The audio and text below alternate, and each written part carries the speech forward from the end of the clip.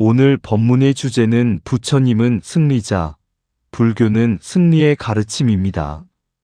많은 사람들이 불교를 자비와 지혜의 종교라고 말합니다. 물론 맞는 말입니다. 하지만 그것만으로는 불교의 깊은 뜻을 다 담을 수 없습니다. 왜냐하면 불교는 자비와 지혜의 종교이면서 동시에 승리의 종교이기 때문입니다.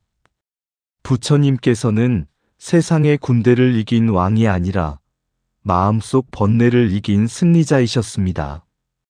이 점을 더 깊이 생각해 보기 위해 여러분께 질문을 드리겠습니다. 여러분은 지금까지 살아오면서 많은 사람들과 경쟁하면서 이기기도 하셨을 것입니다. 그렇다면 한번 생각해 보십시오. 자기 마음을 이긴 적은 얼마나 있으십니까? 사실 세상에서 가장 어려운 싸움은 남과의 싸움이 아니라 자기 자신과의 싸움입니다. 부처님께서는 바로 이 싸움에서 완전히 승리하신 분입니다. 그래서 부처님을 승리자라고 부릅니다. 그리고 우리에게도 자기 자신과의 싸움에서 승리하는 길을 가르쳐 주셨습니다. 불교에서 말하는 승리와 패배의 개념은 단순한 비유가 아니라 불교의 가르침 속에 분명하게 나타납니다. 예를 들어 계율 가운데 가장 무거운 죄가 있습니다. 바로 바라이죄입니다. 이 말의 어원은 팔리어 빠라지가인데 그 뜻은 바로 패배자입니다. 즉 계율을 어긴 사람은 단순히 규칙을 어긴 사람이 아니라 자기 자신과의 싸움에서 패배한 사람으로 간주됩니다. 그래서 승단에서 더 이상 수행을 이어갈 수 없습니다. 그렇다면 이 사실은 무엇을 의미할까요? 불교는 패배자의 종교가 아니라 승리자의 종교라는 것입니다. 자신과의 싸움에서 이긴 사람만이 진정한 수행자의 길을 걸어갈 수 있습니다. 이러한 승리의 정신은 부처님 자신의 말씀에서도 분명하게 드러납니다. 맞지마니까야 성스런 구함의 경에서 부처님께서는 이렇게 선언하십니다. 나는 모든 것에서 승리한 자이며 일체를 아는 자이다. 여기서 말하는 승리는 나라를 정복한 승리가 아닙니다. 번뇌를 이긴 승리입니다. 그래서 부처님은 신이나 세상의 왕보다 더 위대한 승리자입니다. 또한 초기 경전 곳곳에서도 부처님은 진정한 승리자로 묘사되며 내면의 번뇌를 이겨낸 수행자를 승리자라고 부르는 장면들이 등장합니다. 먼저 상유따니까야의 마라의 올가미경에서 부처님께서는 깨달음을 이루신 뒤 이렇게 말씀하십니다. 마라야, 너는 패배했다. 여기서 말하는 외부의 악마라기보다 우리 마음속 번뇌의 상징입니다. 탐욕이 마라이고 성냄이 마라이고 어리석음이 마라입니다. 부처님은 바로 이 마라를 이긴 승리자입니다. 또한 법구경 103번 개송에서 부처님께서 이렇게 말씀하십니다. 100만 대군을 전쟁에서 이긴 사람보다 자기 자신을 이긴 사람이 가장 위대한 승리자이다. 여러분 한번 생각해 보십시오. 세상의 장군들은 많은 군대를 이길 수 있습니다. 하지만 자기 마음 하나 이기지 못하면 그 사람은 여전히 패배자입니다. 마치 이런 것과 같습니다. 세상에서는 큰 회사를 경영하는 사람도 집에 돌아가면 화를 못 이겨 가족에게 소리칩니다. 그 사람은 세상에서는 성공했지만 마음과의 싸움에서는 패배한 것입니다. 반대로 어떤 수행자는 아무것도 가진 것이 없지만 마음을 이겼습니다. 그 사람은 세상에서 가장 위대한 승리자입니다. 또 법구경 105번 개송에서는 이렇게 말씀하십니다. 자신을 이긴 사람의 승리는 신도, 마라도, 범천도 다시 빼앗을 수 없다. 자기 마음을 이긴 승리는 그 누구도 빼앗을 수 없습니다. 이것이 바로 불교에서 말하는 승리입니다. 그리고 앙구따라니까야의 전사의 경에서 부처님께서는 제자들에게 이렇게 말씀하십니다. 패배하지 말고 싸워서 이겨라. 하지만 여기서 말하는 싸움은 칼과 창으로 싸우는 전쟁이 아닙니다. 탐욕과 성냄, 어리석음과 싸우는 전쟁입니다. 그래서 수행자는 세상과 싸우는 사람이 아니라 자기 마음과 싸우는 전사입니다.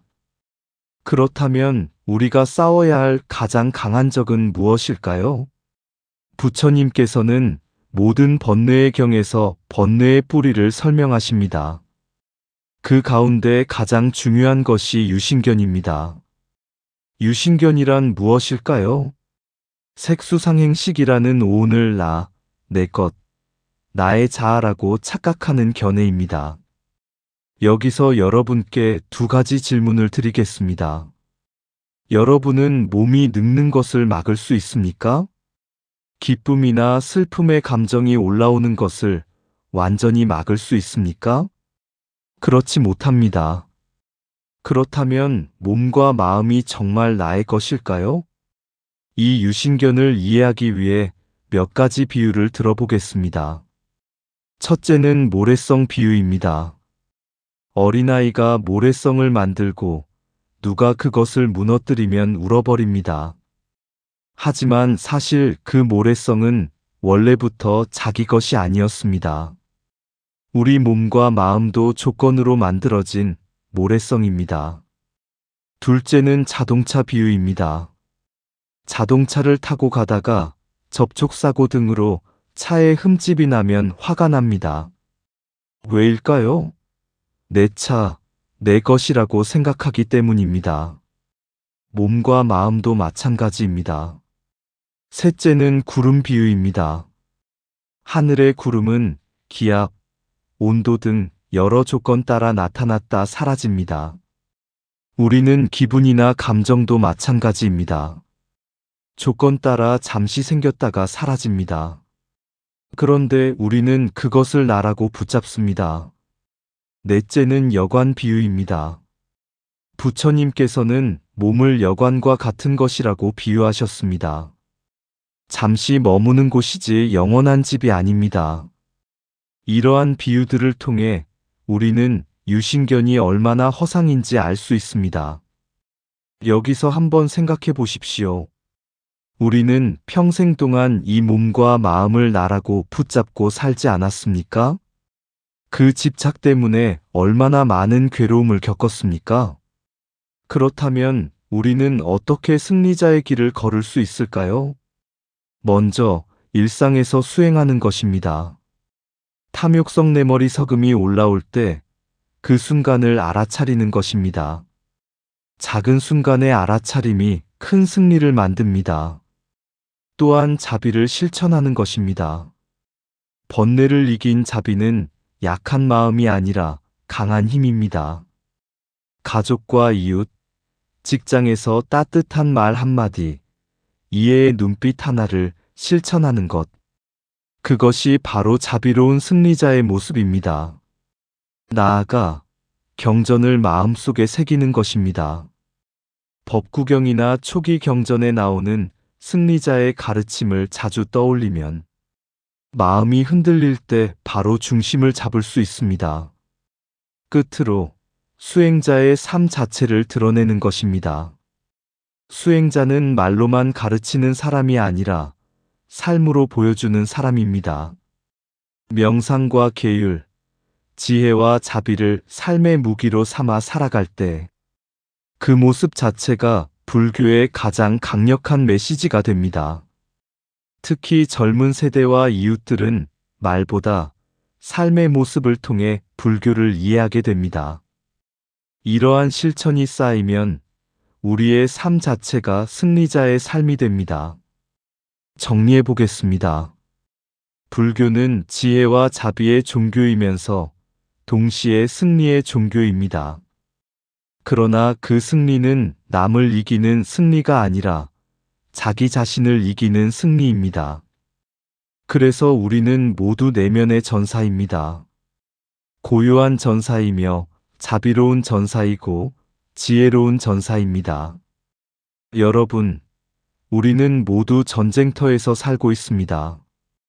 오늘도 우리는 유신견과 번뇌, 탐진치와 습관, 자만과 집착과 싸우고 있습니다. 하지만 그 전쟁터는 세상이 아니라 우리 마음속입니다. 몸이 아플 때, 누군가 나를 무시할 때, 바로 그 순간이 자기 자신과 싸우는 전투의 순간입니다. 여기서 마지막 질문을 드리겠습니다. 그 순간에 단 한 번이라도 이것은 조건으로 생긴 것이다라고 알아차릴 수 있겠습니까? 그 한순간의 알아차림이 바로 승리자의 길을 걷고 있는 것입니다. 왜냐하면 그 순간 몸의 고통과 마음의 감정이 조건으로 발생한 것임을 보게 되고, 조건으로 생긴 것은 무상고무하, 즉 무상하고 괴롭고 나의 것이 아니기 때문입니다. 그러나 반대로 그 순간에 삿띠를 놓치게 되면 곧바로 유신견이 개입하여 내가 아프다, 내가 무시당했다는 집착이 생기고, 그때 우리는 패배자의 길로 들어가게 됩니다.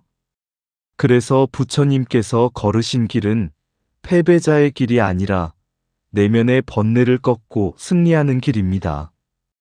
오늘 하루 자기 자신과의 싸움에서 단 한 번이라도 승리해 보시기 바랍니다. 그 작은 승리가 모여 결국 해탈의 길로 이어질 것입니다. 다음 시간에 뵙겠습니다.